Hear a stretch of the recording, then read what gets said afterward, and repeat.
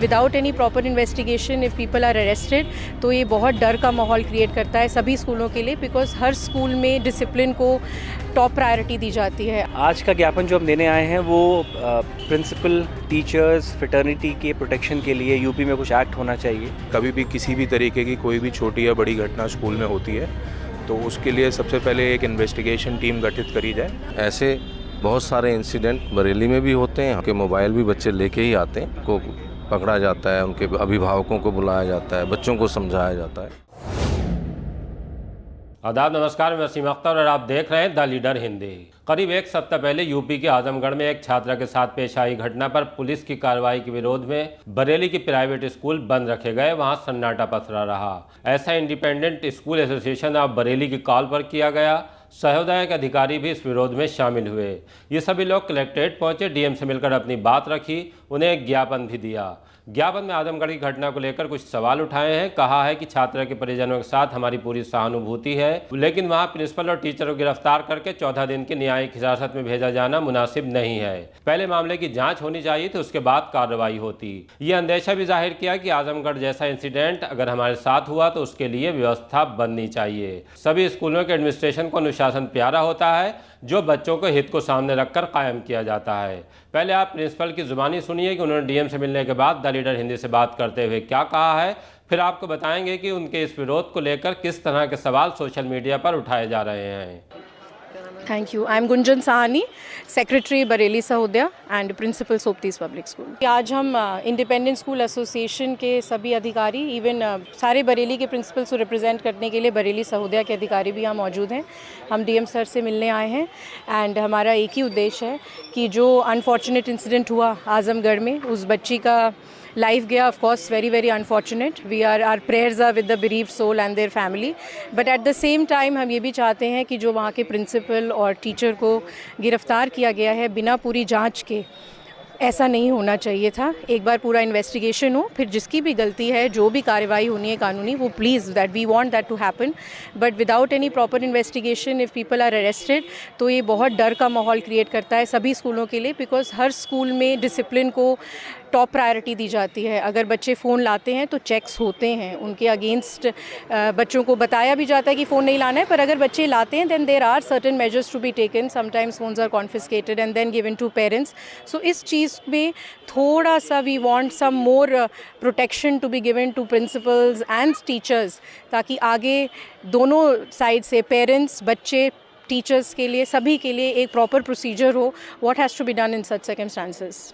आज का ज्ञापन जो हम देने आए हैं वो प्रिंसिपल, टीचर्स, फ्रेटर्निटी के प्रोटेक्शन के लिए यूपी में कुछ एक्ट होना चाहिए और उनको भी उनको प्रोटेक्ट करने के लिए कुछ ना कुछ ऐसा प्रावधान ज़रूर हो, जिसके लिए हम डीएम साहब के पास ज्ञापन देने आए हैं।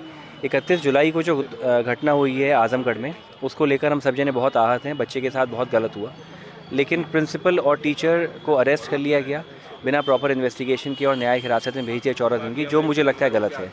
तो हम लोग एक बारी चाह रहे हैं कि इस तरीके से एक एक्ट हो जिससे कि हम लोग के बारे में भी कुछ सोचा जाए। सर, मैं doctor Ankit Bagga, treasurer independent school association Bareilly.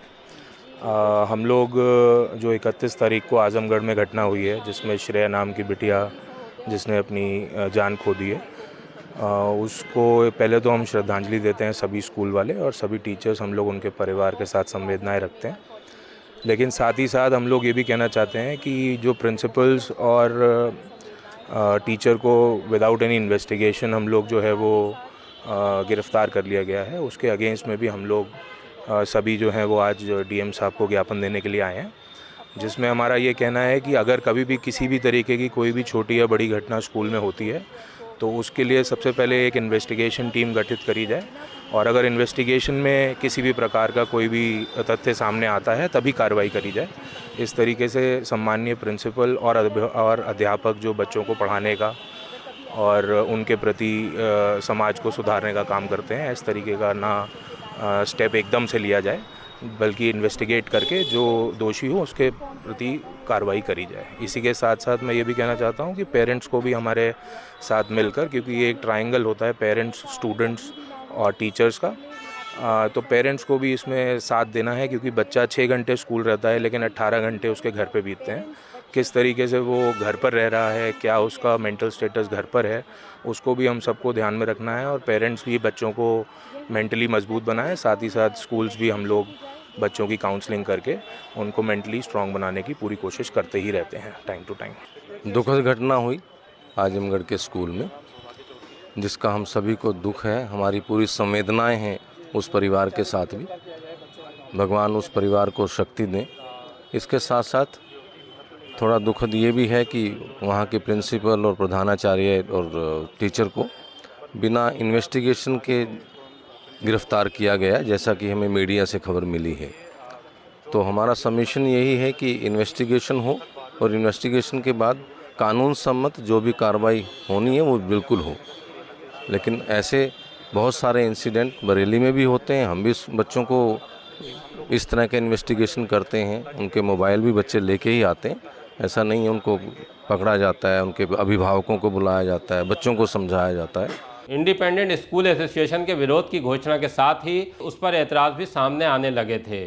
Social media पर पोस्ट डाली जा रही थी कि स्कूलों को बंद नहीं किया जाना चाहिए था। अपनी बात रखने और विरोध करने का हक सभी को है, लेकिन बच्चों की पढ़ाई ब्रेक नहीं होनी चाहिए। इस पर प्रिंसिपल का जवाब था कि हमारे लिए भी बच्चों के हित सर्वोपरि हैं, लेकिन फ्यूचर की व्यवस्था के लिए कुछ कदम उठाने भी ज़रूरी हैं।